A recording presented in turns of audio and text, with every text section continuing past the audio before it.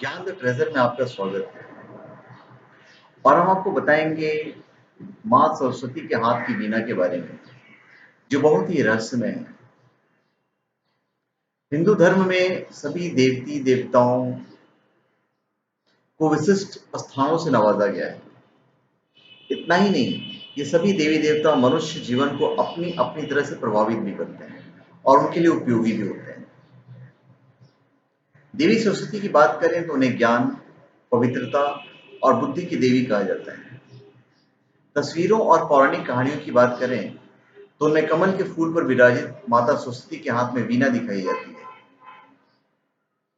कभी आपने सोचा है कि सरस्वती देवी की वीणा से क्या संबंध है? ये ज्ञान की देवी है, तो इसमें वीणा की क्या भूमिका है?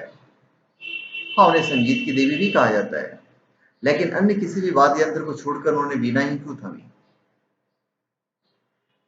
वैसे ये सवाल थोड़े सामान्य हैं, लेकिन इस बात में भी कोई संदेह नहीं है कि अब तक भले ही आपने इस विषय पर न सोचा हो, लेकिन अब जब ये बात सामने आई है, तो अब आपके मस्तिष्क में इस सवाल के जवाब की कुलबुलाहट भी हो रही होगी। दरअसल समस्त वाद्य यंत्रों में वीणा बहुत महत्वपूर्ण मानी जाती है, जिसकी धुनों का संबंध सीधे ईश्वर से स्थापित होता है।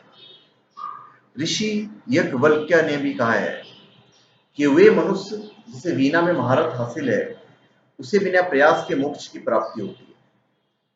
देवी सरस्वती के हाथ में वीणा बहुत कुछ दर्शाती है। देवी सरस्वती के हाथ में जो वीणा है, उसे ज्ञान वीणा कहा जाता है। यह ज्ञान, अध्यात्म, धर्म और अन्य सभी भौतिक वस्तुओं से संबंधित है।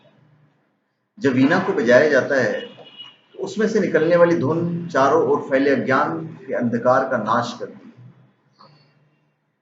सरस्वती देवी वीणा के ऊपरी भाग को अपने बाएं हाथ से निचले भाग को अपने दाएं हाथ से थामे नजर आती है। यह ज्ञान के हर क्षेत्र पर निपुणता के साथ उनका नियंत्रण को दर्शाता है। वीणा के भीतर अन्य देवी देवता भी विराजते हैं। ऐसा माना जाता है कि वीणा की गर्दन के भाग में महादेव, इसकी तार में पार्वती, पुल पर लक्ष्मी, सिरे पर विष्णु और अन्य सभी स्थानों पर सरस्वती का वास होता है। वीणा को समस्त सुखों का स्रोत भी माना जाता है। वीणा भारतीय संगीत की हर व्यवस्था को प्रदर्शित करता है। तार वाले वाद्य यंत्र को सामान्य तौर पर वीणा का ही नाम दे दिया जाता है।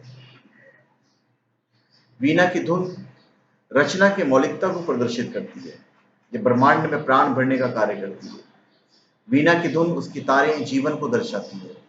इसके स्वर स्त्री स्वर से मेल खाते हैं।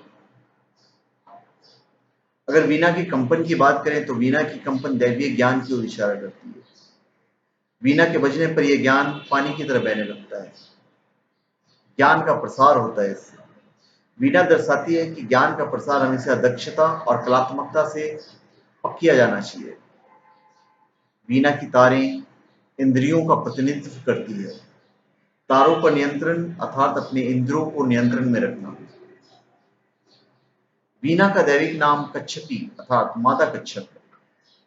यह दर्शाता है कि जिस तरह निष्क्रियता के काल में कच्छप अपनी सभी इंद्रियों को हटा लेता है, कुछ इसी तरह मनुष्य को भी अपनी इंद्रियों और इच्छाओं को नियंत्रित कर लेना चाहिए।